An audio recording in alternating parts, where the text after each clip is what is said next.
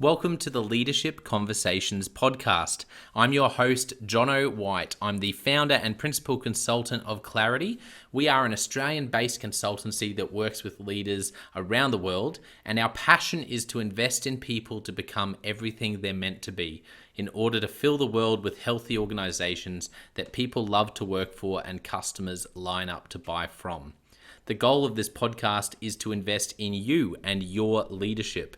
If you're just joining us for the first time, then feel free to check out consultclarity.org. That's our website, consultclarity.org. We have so many free resources on there, the most popular being our 7 Questions on Leadership series. We've had more than 1,500 leaders from around the world in all different sectors give their in-depth answers on leadership, what books they love, what they found most challenging, the most meaningful stories, how they structure their time through the day. That's free, so go and check it out.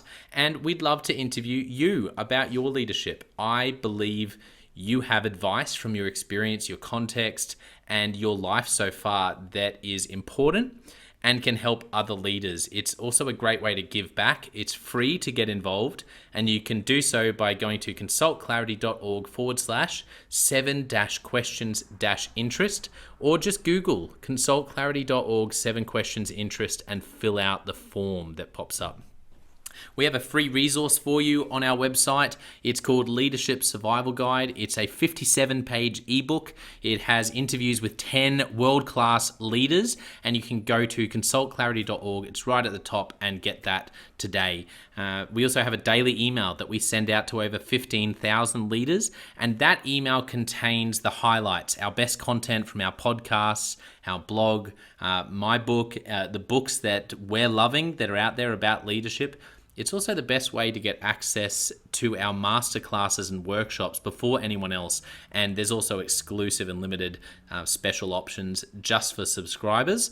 And you can subscribe by going to consultclarity.org/subscribe. Now, my gift to you is to work incredibly hard to provide the best leadership content I can to invest in you and your leadership. So if you're finding our content helpful, if you find this podcast helpful, then your gift to me could be this. If you do find it helpful, then write a review or rate our content and make sure you subscribe or follow. I can't emphasize enough how helpful that is. It really does help us to get the word out there so we can invest in more leaders to become everything they're meant to be. It also means a lot to me personally when people like you and people in our community share our content on social media. So if you do that, then please do look for me, Jono White, to tag me, and look to tag Clarity on whatever platform you're on.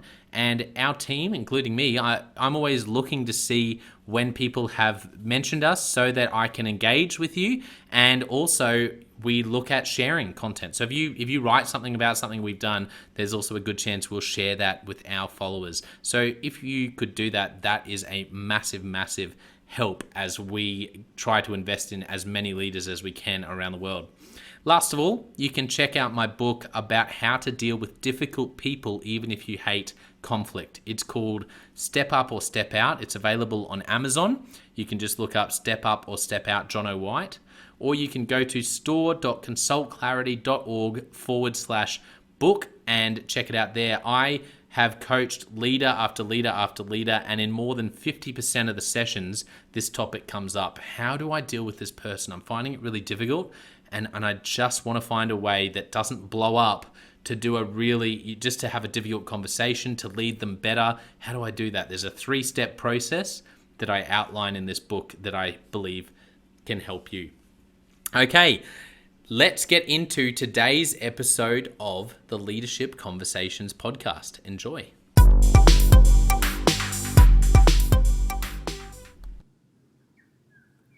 Welcome to another episode of the Leadership Conversations podcast. Today's guest is Anthony Scaramucci. Anthony is the founder and managing partner of SkyBridge. Welcome to the podcast, Anthony. You're leaving out that I got fired from the White House, Jono, because you're a good soul? Is that why you're leaving that out? Yes, as we just talked about before recording. Yeah. Yeah, I'm that's not. okay. You can bring that up too. I mean, if anybody knows me in Australia, it's probably me getting my ass fired 5 years ago by Donald Trump after 11 days. All the other stuff is insignificant. There's one of the best American baseball players by the name of Carlos Beltran. The only thing the Met fans can remember is that he took a called third strike in the sixth game of the National League Championship. Everything else about his career doesn't matter. You follow what I'm saying? But Yeah, that's how life goes. So it's just one of those funny things. But I appreciate you inviting me on. I'm happy to answer any and all questions. yeah. Well, I love. You are. I can already see your passion for communication right there. In knowing that if we mention that up front, people are going to be going, okay. If they haven't heard of you, they're going to be listening to this episode. So I'm already loving it. But I want to jump straight in. And we can mention a bit about SkyBridge later on, but I really want to ask about you and your life, and I want to start at the beginning. If we go back to your childhood, what are some of the moments from that time in your life, or even themes that really shaped you into the person and the leader you are today? Well, I mean, when I was younger, I was probably less comfortable about talking about my early life. I think what ends up happening is as you get older, and you're a little bit a touch more reflective, I think you can be more honest with yourself about things. My parents are Roman Catholic. They're Italian American. The families both immigrated. Both sides of the family immigrated from Italy, and they were born in the 1930s. So my father's 87. My mother is 85. Um, they got married in 1957. Okay, so they've been married for 65 years. Jono, they've put 400 years of fighting into a 65-year marriage. I mean, you've never seen anything like this, but they won't get themselves divorced because of the Roman Catholicism. You see what I'm saying? So they got married at 21. Yes. They got married at 21 and 19, respectively. I was born in 1964, 7 years after their marriage began. It was a very difficult domestic family situation. My older brother has cycled in and out of drug addiction over the last 40 years. I myself, I think I tried to, when I read President Clinton's book, it resonated with me because his father died of alcoholism. He was killed drunk driving a couple of months before he was born. So he was supposed to be William Jefferson Blythe. The mother remarried, and he took the name William Jefferson Clinton from Roger Clinton, his mother's second husband.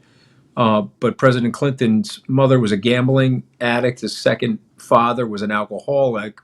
And so he tried to launder his life by going into public service and getting himself a Rhodes Scholarship and going to Yale. I sort of realized at age 11 that my parents were going to run out of money.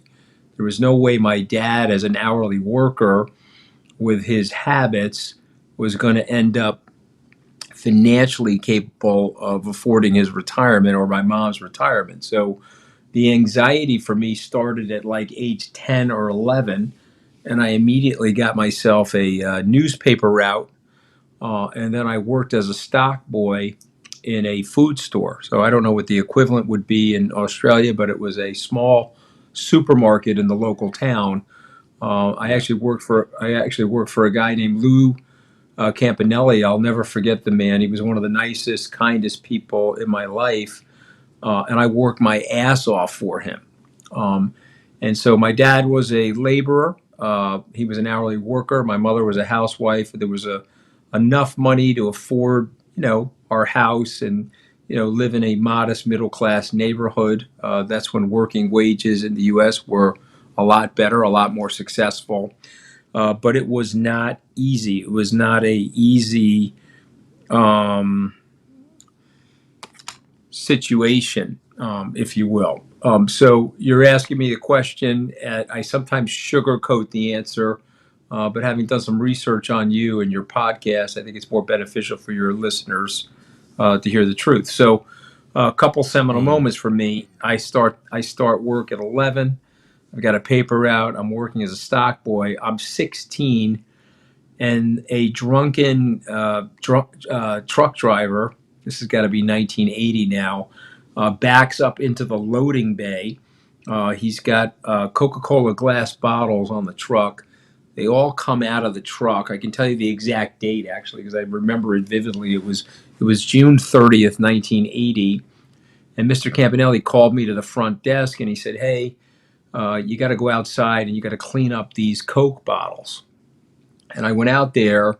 I had my apron on and I had a broom, and I was cleaning these Coke bottles, and I was getting my ass stung by the bees that were swarming around the sugar coming out of the broken glass bottles. And so there I was, cutting my hands and fingers, and bees were crawling up my trousers, stinging my legs.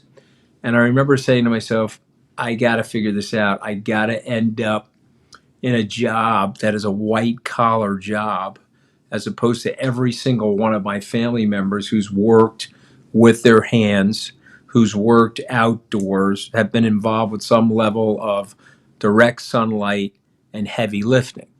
And I remember thinking, I was in the 10th grade. I don't know what that equivalent is in Australia, but it was my second year of high school. And I remember thinking to myself, okay, I have to figure this out. And I was hell bent on doing that. And so I had a couple of choices for college. I could have gone to the state school, or I got into a private college that was way more expensive than the state school that was providing a subsidy for state residents. And so that first strategic decision was to go to that school. I went to Tufts University. It was a private college on the outskirts of Boston. And I went there because I thought, okay, that's a better reputation, way more expensive, but hopefully that would help me get into a good professional school, so that once I was in a quote unquote professional school, i.e. being a doctor or something like that, or a lawyer, I opted for law because I wasn't as good in the math and chemistry and so forth. That was going to be my ticket to some level of financial stability and independence. So I don't know. I probably answered it more long-winded than you wanted, but it was not an easy way to grow up. No question about that. When you are in families like that, and families, my dad grew up in a coal mining area, no hot water in his house in the 1930s and 40s. They had a propane tank. They would heat the hot water and pour it into a bathtub. They would wash the clothes that way too. You grow up hard. Sometimes if you grow up with a hard life, you become hardened, and some of that happened in my family. So it was really important to me to see if I could break that cycle. And so, but when you're going to do that, you end up taking enormous risks. And I've landed on my face a few times. I was fired from Goldman Sachs. I got fired from the White House. I've had a few setbacks in my career in terms of fund management. I got a lot of things wrong in 1998. Thankfully, I was able to correct those things and have my performance return. But truth be told, you're not going from the neighborhood that I grew up in, where very few people were reading. There were no books in the house that I grew up in. Never hit a golf ball. Never swung a tennis racket. You're not going from that sort of a neighborhood without taking outsized risks. And then, of course, when you take outsized risks, you get beat up once in a while too. Yeah, I so appreciate you sharing that, because I think I love chatting with leaders, and some leaders, some people, they talk about idyllic childhood and how that helped them in some way to become who they are. But it's just as valid to hear your story, and the question that's in my mind for you is, there is like two sides of the one coin. So if I can give you two questions in one, I'm keen to know, what did you learn from that upbringing that you just described and shared really vulnerably around, that has helped you become who you are? Like, what lessons did you learn that you think, I probably wouldn't have been able to achieve that if I didn't have that grocery store experience where I went, no matter what it takes, I've got to get out of here and do something different? But I'm also interested, and this is the second question, if it's not too confusing, what were the downsides of that, or someone someone shared it with me as balconies and basements. The balconies is like the upside of that, and then there's the basement. And how have you dealt with those from coming out of your upbringing to doing some really, in my opinion, some really remarkable things? Does that make sense? Oh, yeah, yeah. I mean, listen, I mean, so the first thing, I'll say three things, try to make my answers a little bit briefer so I don't bore you. I mean, first thing I would say is, I say three things. Number one, there is no victimization or self pity. I think that is the worst human emotion. And so I don't like people saying, well, I grew up with a rough neighborhood, so therefore my life's gone poorly and I want to blame others. Okay, so never do that. You're personally accountable for your life and for the destiny that you have. Okay, and you can change your mindset and attitude to make that happen. Number two, I'm known to be profane, right? I got fired from the White House because of what I said about Steve Bannon, who I think is one of the more malevolent people in our civilization. And if anything, one of my proudest accomplishments, frankly, is that I helped Steve Bannon get fired from that White House. Imagine the travesty of him and Donald Trump working together in the White House during a global pandemic. That would have been catastrophic for the world. But I would say I'm known as a profane person, but the two worst words in the language are should and ought. And if my children say to me, well, I should have had this happen or this ought to have happened, I'm like, okay, well, you better drop that right now because life is unfair.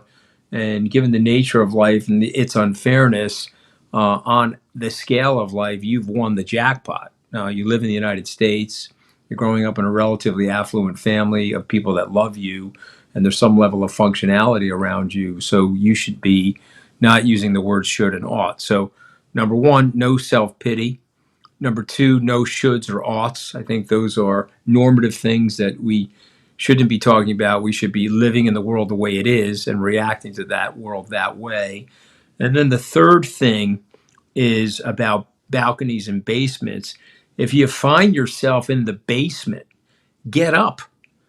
Okay. You've got to be a resilient person. You've got to accept that life is going to go up and down.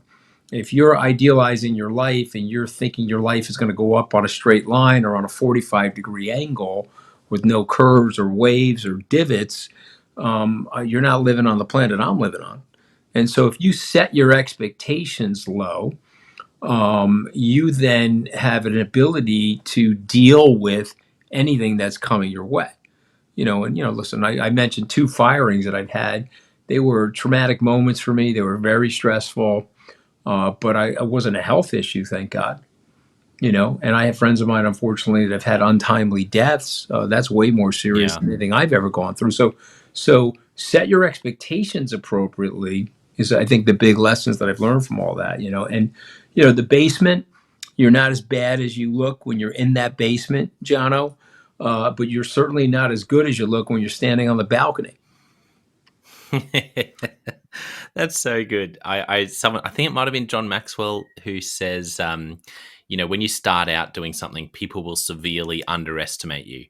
But then the more and more success you get over time, people will then overestimate how good you are. And I think it's like what you've just said is a version of that. It's like when, and I think it's a cultural thing as well. When people hop on and really jump on to pulling someone down, I've definitely been aware, looking at some people where that's happened, going, you know what, they're not as bad as everyone's making out. Like they probably made a mistake. Sometimes people, who do really evil things, you think, well, yeah, you probably, this is actually like legitimately about as bad as it can get.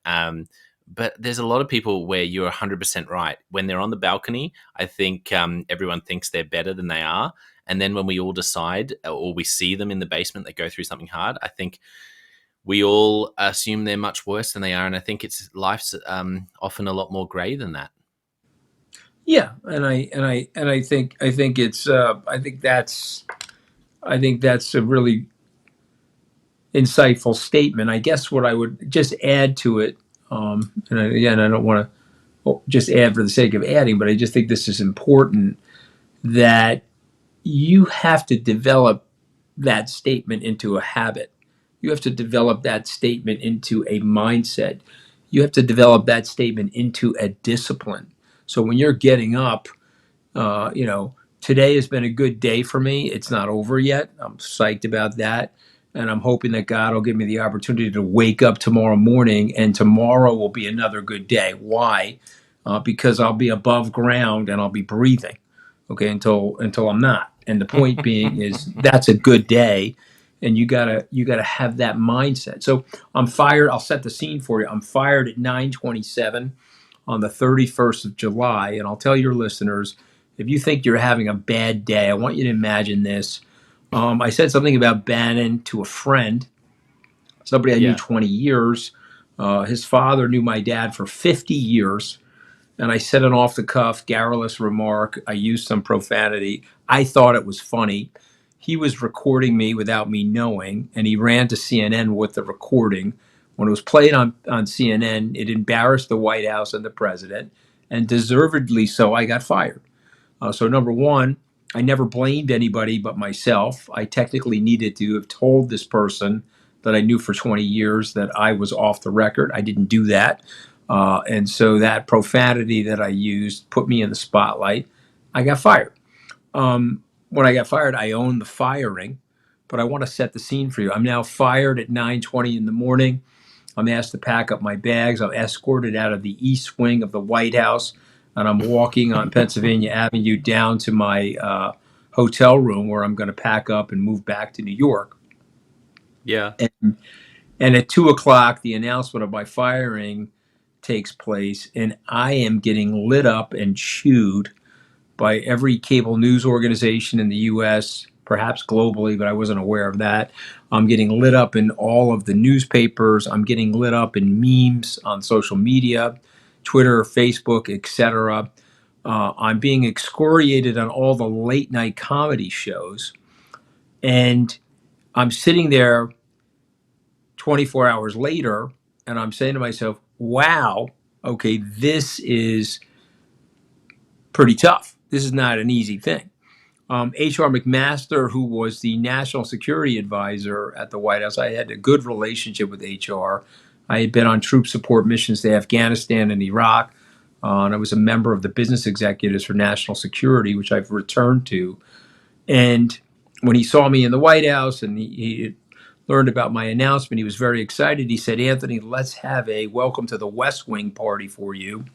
And I said, okay, that's great. I have this beautiful place at Fort McNair. I'm still a general. It overlooks the Jefferson Memorial. We'll cook some steaks and burgers, and we'll invite some of our friends from the West Wing over to my house. I said, okay, that's great. When do you want to do that? He said August 1st.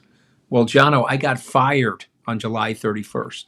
And so now I'm walking out of the White House being fired.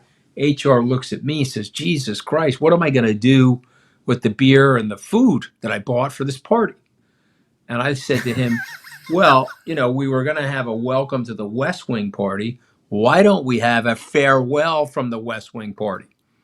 And so that night, I waited in Washington an extra day, and I went to his house. And I celebrated my departure from the White House with a lot of my friends there. Okay, and I'm telling you right now, as I've told my children, I have 5 of them. That's how you handle yourself when stuff is going poorly. And then, you know, I got up and went back to work and shook it off. But as Trump obviously acted more and more maniacal, it became impossible to support him. So sometime in 2019, I said, hey, I'm sorry, I can no longer support this. I have to work against this guy because he's a danger to the country and the democracy. What an incredible story. That is, I don't even have any words. I think I love how how did you put it? You're sitting there. You've got basically every media that could ever light up, all going off. Memes are being made, and you think, "Gee, this isn't good. This is hard." He said it something like that, and I thought that is an understatement. Yeah, You listen, it was experienced brutal. Yeah, here, I'll tell you. What? Do you have children, Joe? Do you have children? Yes, just one. Our little boy is 5 months old. Okay, well, first of all, congratulations. That's wonderful. My little boy was 5 months old in 1992, and he was 25 years old in 2017, and he was walking with me on the promenade in Santa Monica, California. And this was about a week after my firing. I was out in California with him, and he put his arm around me, and he said, "Hey, Dad, this is really bad. Are you going to be okay?" And it was the first time in my life where I was actually being parented by my child with concern. And I looked at him, I said, Wow. AJ, not only am I going to be okay, watch what I do with this, okay? And by the way, given the way I grew up, the nature of the hostility and violence, physical, domestic violence in the house that I grew up in, this is a minor thing in comparison, to be candid. I then went on the Stephen Colbert show. He's the late night comedian on the CBS network. A lot of PR people said, do not do that. Hide in the shadows, bury your head in the sand. Do not do that. I said, okay, that's absolutely the wrong thing to do. I'm going to confront this head on. I went on the show. I owned my mistake. Colbert turned to me and said, hey, did you think you were going to last a long time in the White House? I looked at him. I said, hey, I thought I was going to last longer than a carton of milk in the refrigerator. I thought I was going to get blown out before the milk spoiled. The point being, I own the mistake, and I'm able to Yeah. use my self sense of awareness and my sense of humor, okay, to move on. Somebody says to me, "Oh, you were 10 Mm. days in the White House." I'm like, "Whoa, whoa, whoa, hold on a second. I was 11 days in the White House. Don't jip me out of that last day." Okay. My point is that you gotta roll with things in life. You can't allow life to roll you. And this is something I would share because this is also about leadership. You have Mm. to forgive yourself. You can't. I don't Mm. wake up in the morning and kick myself in the pants and say, "Geez, I got fired from the White House. I did something really stupid, deserve to be fired. Let me kick myself in the pants this morning." I get up in the morning, and whatever the millstone of regret is from the day ago, a year ago, 5 years ago, I take that millstone of regret off of my neck. I put it down, and I leave it behind me to start the day fresh today and work again tomorrow. And I think if you do that, you can have a positive attitude about a lot of things. Again, health things are different. I have a friend of mine right now, unfortunately struggling. He's my age. He has an astrocytoma. He has a brain tumor. He's got children and a wife, and he's having a hard time. And he's doing an amazing job. He is a true leader in terms of the way he's handling himself with his illness. But that's a serious illness. And that's a serious matter. He's got to get his affairs in order, and he's got to work with his kids. But in the immortal words of the American comedian Mel Brooks, relax, relax, Jono. None of us are getting out of here alive. And when you stop and you think about it from that perspective, you Yeah. you you can get your frame of mind around. I'm here visiting. Let me enjoy the ride. Flip side is, I could have never Mm. gone from that neighborhood to where I am today without taking those risks. And I could have stayed at Goldman Sachs. Yeah, I had a great career there. I left Goldman Sachs 26 years ago. I could have stayed there. I would have probably been richer or maybe as rich, but I would have probably died of boredom. I would have been forced into a box of conformity. I would have had to shave the fine points on my elbows off, smoothed out my sharp elbows. And, would I have been able to work in the White House? I just went on the British television show SAS, He Who Dares Wins. I don't know if you heard that show or if it's available in Australia, but I Yeah. participated in a 14-day survival course in the Jordanian Did you? desert with the SAS and the Navy Nice. SEALs. Am I doing that if I stayed at Goldman Sachs? Am I working in the White House, flying in Air Force One? Am I going to write the books that I've been capable of writing? Is John O. White, is he going to invite me on his podcast? Or am I going to be just another cookie cutter investment banker or financier? I didn't want that for my life. And so therefore Mm. I have to accept as you say, the balconies and basements or the trials and tribulations, whatever they may be. Okay, but here's something I will say to you, because your podcast is about leadership.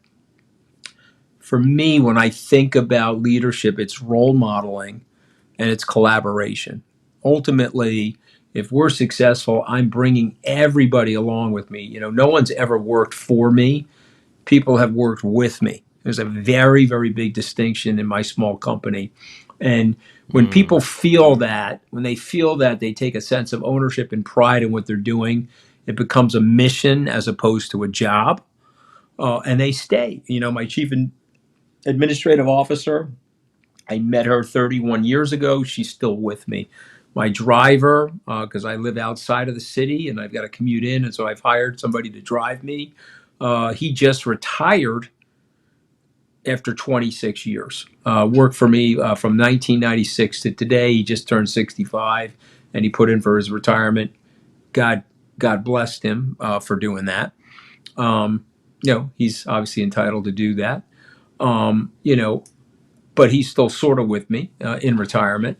I have my head of sales, 17 years. My CFO, 21 years. My general counsel, 20 years. And this is a small company, and these people are with me. And frankly, they're with me for a reason, because they enjoy their job, but they also feel like they are in the game collaboratively. They own and are responsible for what they're doing, as opposed to working at a job. Yeah, that's so good. I mean, those numbers speak for themselves.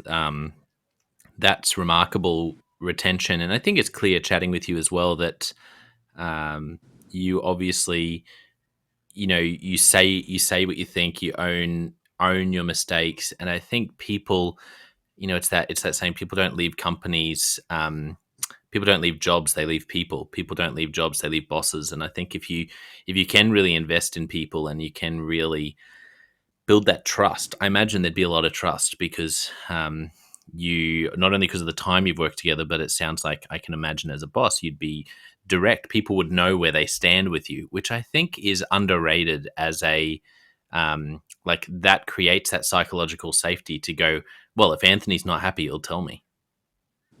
Yeah, there's no question, and 100% I will. And I do, but I don't tell them in a dictatorial way. I tell them, hey, come on, you can do better than this. And by the way, when I'm doing something wrong or I'm off key, I can come out of a meeting and one of my colleagues will say, well, how'd you do in the meeting? I say, I sort of underperformed. I wish I had done better. I wasn't at my best. I think Yeah. I think that level of self-assessment, we cloak ourselves a lot because of our self-consciousness. We want to go into denial about certain weaknesses or flaws. I'd rather own them. I think it's a sign of security. Look at the overcompensation and the hypermasculinity of a guy like Donald Trump. That you're hiding massive deficits and massive insecurity when you act like that. I don't think you need to act like that. And I think and that's far from calming. If you want to run an organization and you want to have a good executive management skills, you've got to be able to delegate, but then you also have to be accountable. Jack Kennedy took over the Bay of Pigs invasion. He got it from Dulles, Allen Dulles, the CIA director under Eisenhower, and Eisenhower himself. And he went through with the invasion, which was planned and executed in April of 1961. And the invasion was an abysmal disaster. And just to remind everybody, U.S. didn't use any troops or air support, but we trained Cuban exiles to go back and take over the island from Fidel Castro, and they lost. And Jack Kennedy went to the podium and said that victory has 1,000 fathers, but defeat is an orphan. But I stand before you as the executive officer of this government, and I am the responsible agent for these decisions. He didn't blame Allen Dulles. He didn't blame Eisenhower. He didn't blame anybody but himself. The very next day, the Gallup polling organization polled, and his approval rating went up 15 points. He had a 73% approval rating, and he turned to his brother. He said, "My God," he said, "I should have disasters like this once a week." The point being that he owned the mistake and he was accountable, and the American people respected that. And I think that's leadership. That's leadership. You've got to own your mistakes. You've got to be comfortable in your own skin in terms of when you're dealing with people. And by the way, my business is getting its ass kicked right now. We're in a bear market. This is probably Mm. one of the worst times for my business since 2008. I'm not sugarcoating Mm. that. I'm telling people straight up, yeah, no, we're having a rough time. And by the Yeah. way, here's why we're having a rough time. However, we're long-term investors. Here's our investment mandate. This is why I think Mm. we're going to be fine. But people have a tendency to be short-term. Everybody's a long-term investor, Jono, until they have short-term losses. When they have short-term losses, they set their hair on fire. They run around in a circle. I try to calm them down. But you have people that will leave you at the bottom, and then when you're doing well, they come back and buy you at the top. You understand what I'm saying? Yeah, So 100%. listen, I want a great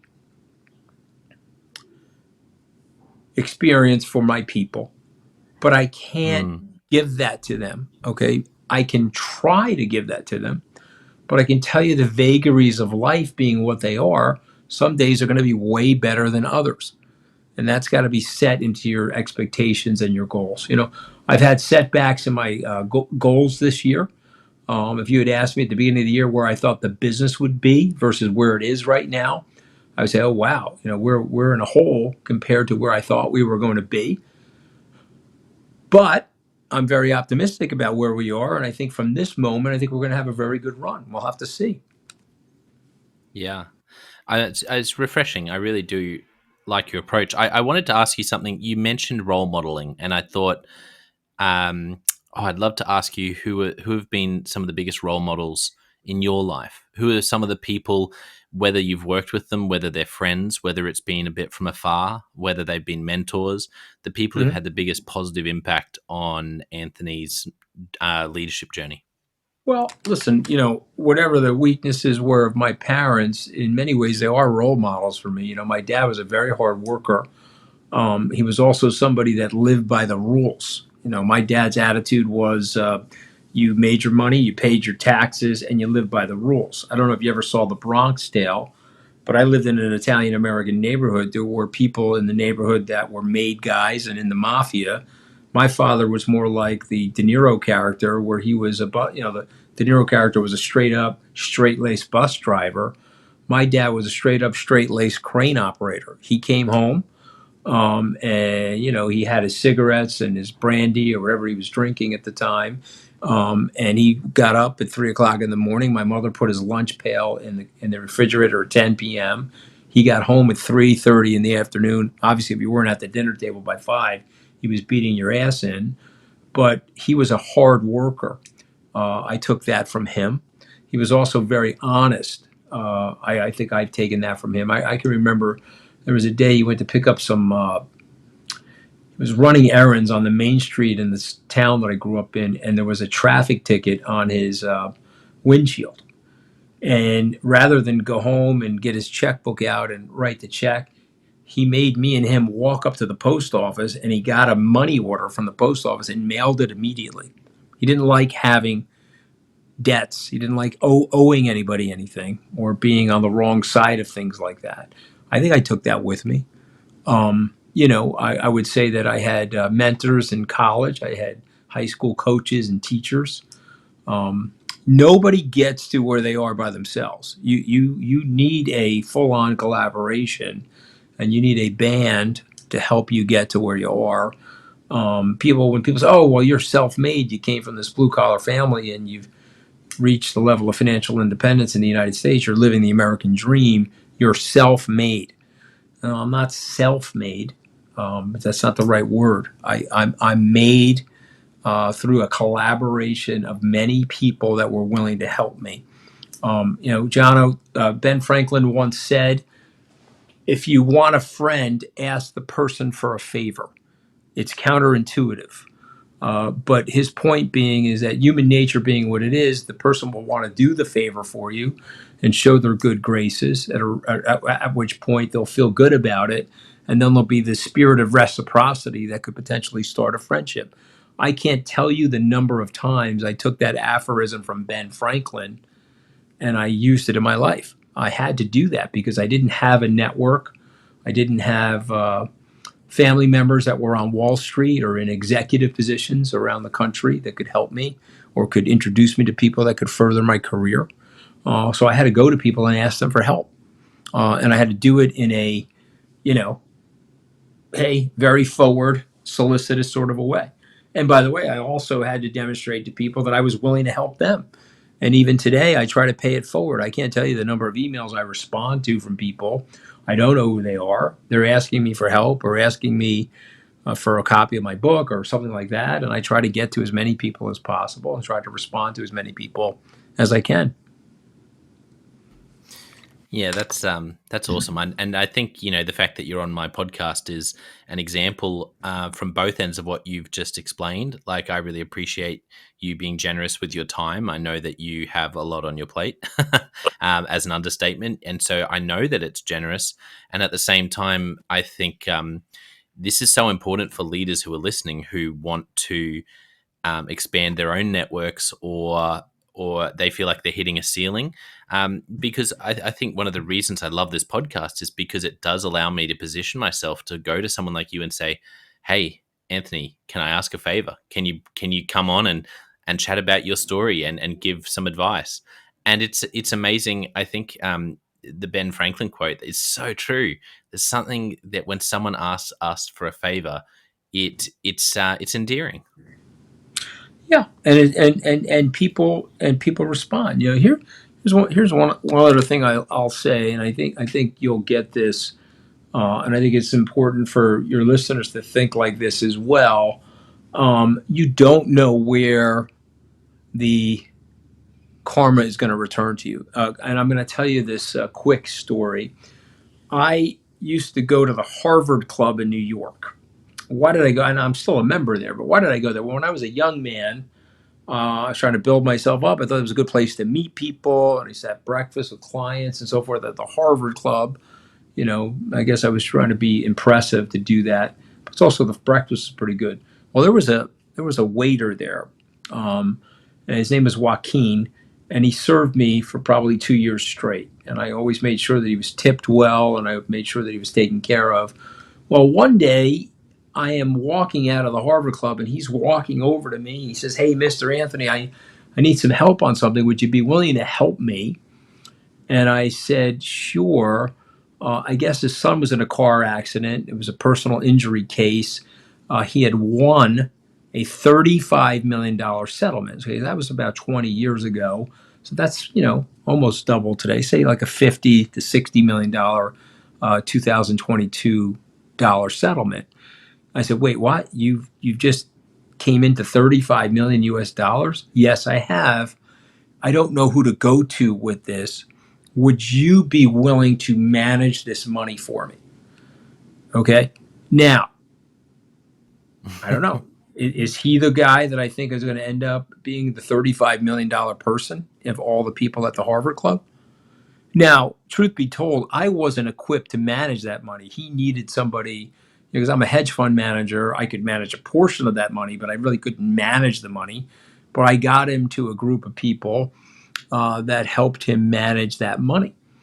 And, and his family went on to have a lot of financial security and so on and so forth. And I had done a favor for somebody who's returned that favor to me in a lot of different ways in my business. My point being is you don't know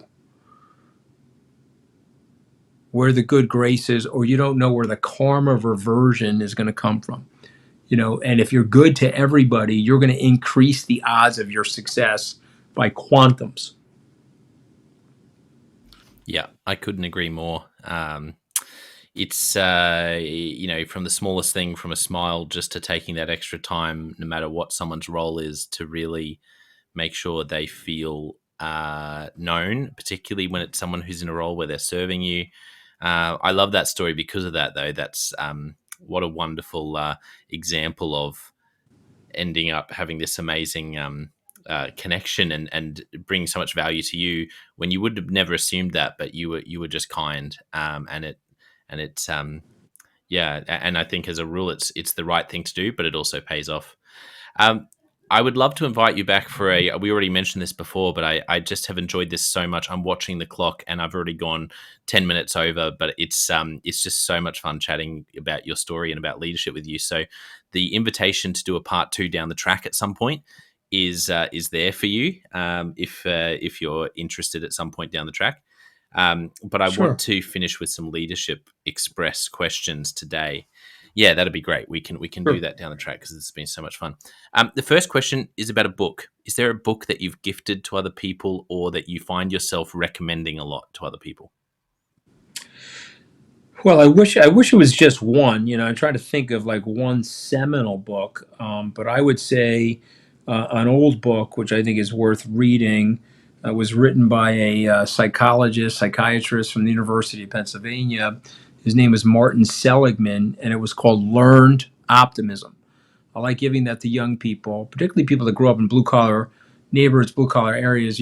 People sometimes have a tendency to you grow up in a hard neighborhood or a hard area, you think you're not going to get a break. You have a tendency sometimes to be pessimistic. Lots of my family members are, frankly, quite pessimistic.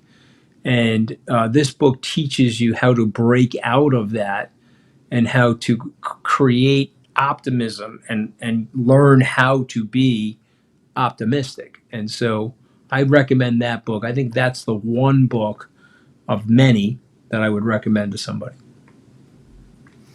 Yeah, that's wonderful. What about a favorite question when you are with some key stakeholders, when you're with your team in a one-on-one meeting with one of your team, or sitting down with a prospective investor? Are there any questions that you think, oh yeah, I probably do ask that question a lot? Well, it's funny you say that because the first question that comes to mind is what you just asked me because I'm a reader. I always ask people what they're reading. What are you reading, Jonna? Yeah, that's such a good question.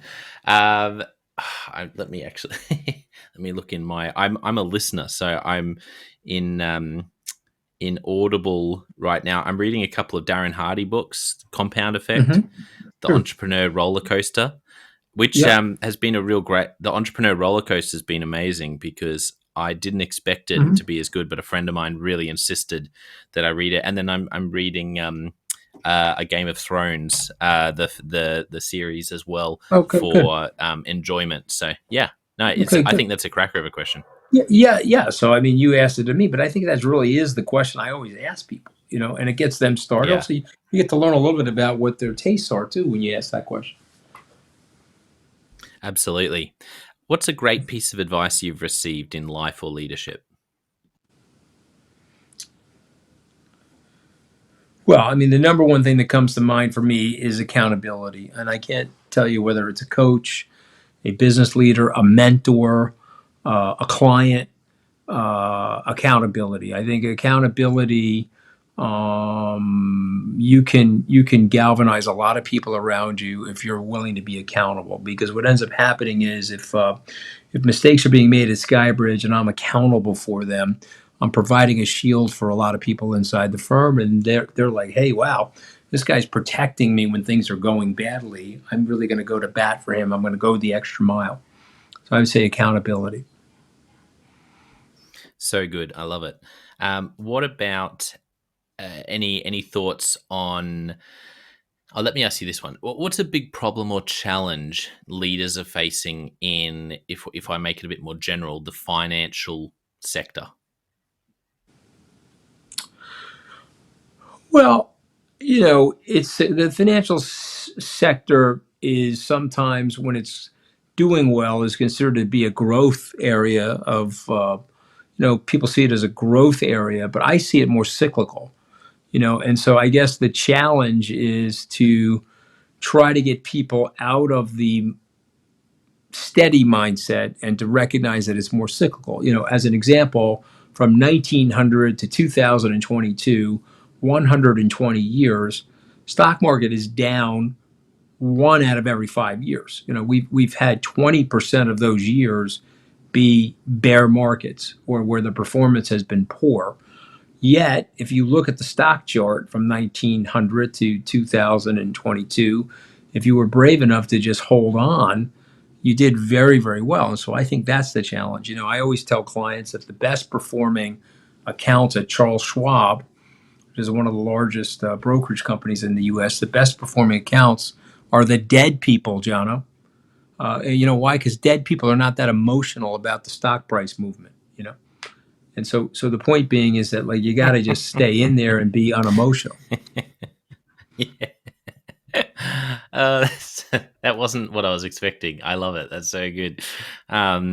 It's there's a good there's a good hook or a good something about investing in there about we need to invest more like dead people. That is actually really profound.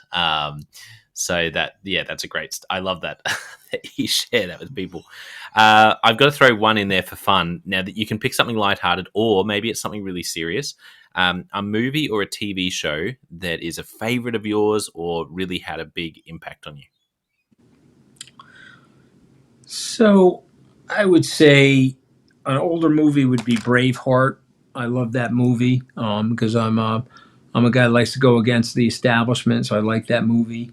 I would say a TV miniseries that I loved just a long time ago was Winds of War by Herman Wouk. It was a multiple part series about the war, World War II, and the struggle for the West against the fascists.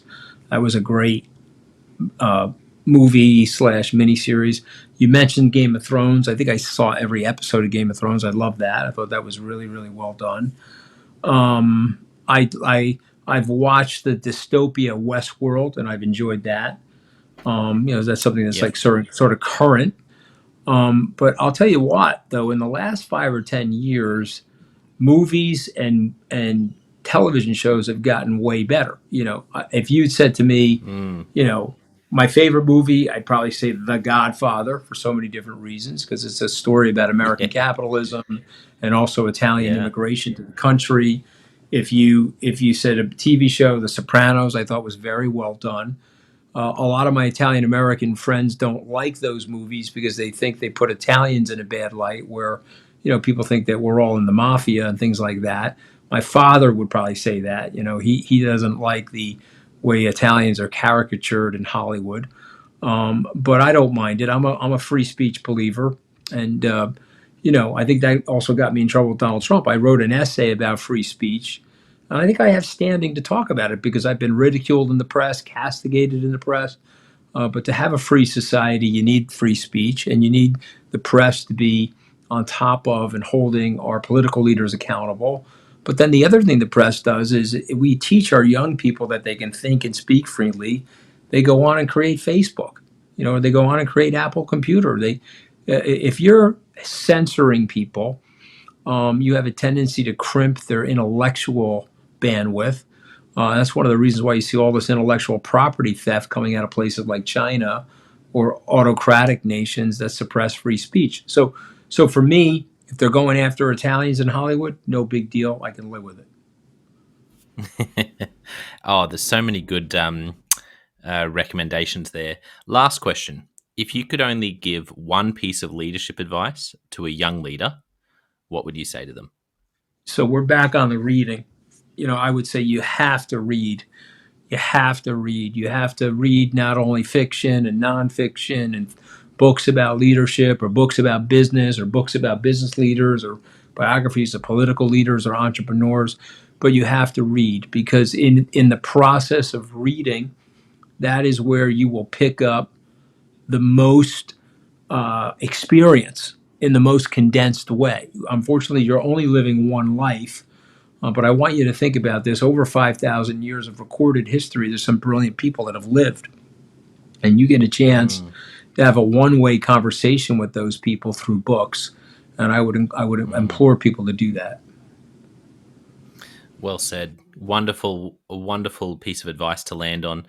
For those who've really enjoyed today and want to follow you online or connect with you, how can people do that, Anthony? So, I'm primarily on Twitter. I'm at Scaramucci on Twitter, just my last name. You can follow me there. I have a podcast called Mooch FM, which I do weekly, which has got a pretty good following. People can listen to that as well if they have an interest. Wonderful. Well, I want to thank our listeners for tuning in. You can see from the timestamp just how long it's gone because I just have enjoyed it so much. Don't forget, I also have the John O. White Leadership Podcast and the Leadership Question of the Day podcast. So go and check those out. But I want to finish today by saying a massive thank you to you, Anthony, for being so generous with your time and for being such a great storyteller and owning and just sharing about your mistakes. I think a lot of leaders are going to feel very encouraged from hearing you talk because, yeah, it's been really refreshing. And most of all, I've really enjoyed spending time with you. So thanks for coming on the podcast. Appreciate it. Been a real honor for me, and I hope I get a chance to do it again soon.